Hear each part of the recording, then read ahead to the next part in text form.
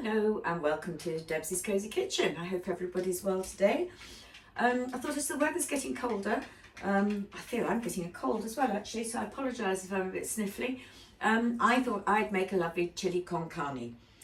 So what I've done so far, I've popped my frying pan on here with 2 tablespoons of oil to heat up. And I'm going to use this wonderful gadget that my brother gave me for my birthday, which is a chopping board. And all you do is you chop on it and then you lift it, squeeze it together and pour into your frying pan, and you get no spillage, which is amazing. Just going to turn that up a little bit. So that's that one. And then we're just going to stir that around in the oil for a while. And while that's heating on up, I'm just going to grate a couple of garlic cloves into the onion, like so.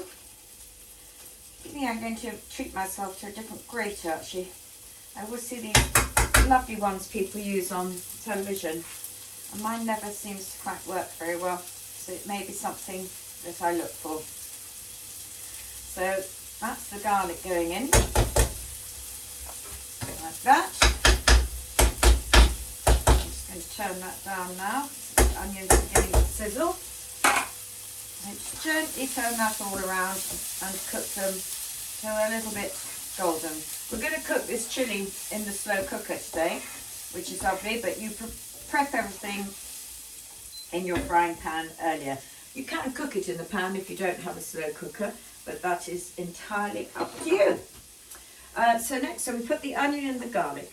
Next, I'm going to add in a teaspoonful of cumin into there, and a teaspoonful of paprika,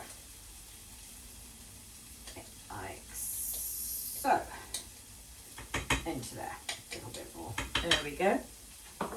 Now I'm actually going to cheat as usual in my cooking. I'm not going to use, I'm not going to put chilies in it, because I am cheating by using red kidney beans already in a chili sauce. But you can obviously, you can just use ordinary kidney beans and then just add in your chili, amount of chili seasoning that you want. But I find those chili beans absolutely incredible. So they're cooking very nicely now, the onions and the herbs. And I'm now going to add in my stewing beef. I'm not actually using mince, I'm using stewing beef. And so this is, let me just check how much I've got in here. Ooh, probably, it's about 400 grams of stewing beef. So that, again, with my lovely chopping board my brother gave me, is going in there to brown off. These are fantastic actually. I don't know where he got them on. I do recommend them. They're absolutely brilliant. Thank you very much, Derek. He did kit me out with some wonderful kitchen things for my birthday, which was so kind of him. Amazing knives as well, sharp knives and measuring things. So we're now browning off the stewing beef. And I'll tell you why I like using stewing beef rather than mince. It seems to have, the chili has much more texture to it.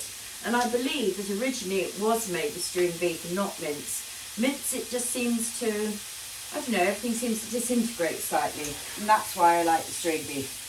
And hence doing it in the slow cooker, because you leave it to slowly cook all day long and take up all the spices and the seasonings that you're going to put into it.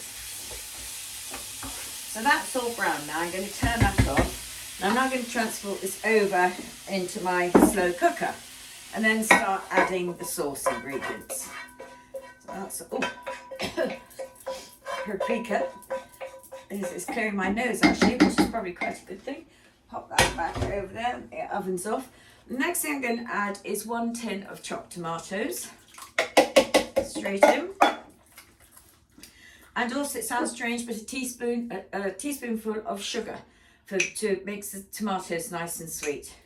I'm then going to add in, I haven't got very much left in there, but 2 teaspoons or 2 tablespoons of tomato puree, depending how tomatoey you like it. So either if you don't like it too tomatoey, put 2 teaspoons in, but if you want it a bit richer, put 2 tablespoons in. But I'm just putting a bit of left in my pot. That goes in, and then we're going to put a beef stock cube in. Stock pot, that goes in as well, like that. And at the moment I don't have to add any water or anything because I'm now going to add the beans that have a lot of juice. So you don't want your chilli too watery and runny. What I do though is I add in 1 tin of the beans in the chilli sauce while it's cooking. And then later on, if I want to, can add another tin if the beans tend to sort of disintegrate a little bit, or you want more beans, because I quite like my chilli with a lot of beans in it. Next thing I'm going to add is you will need seasoning, so I'm going to add some salt, sprinkle of salt, and a sprinkle of pepper and some pepper. But what I do is just put in so much, and then obviously when it's finished cooking, is that you check it, taste it for seasoning. And literally now, all you do is leave it in its slow cooker. I shall leave it all day sitting there. I started off on high, probably for about 4 or 5 hours, and then turn it down to medium. And then at the last minute, I think I'll probably add another tin of beans.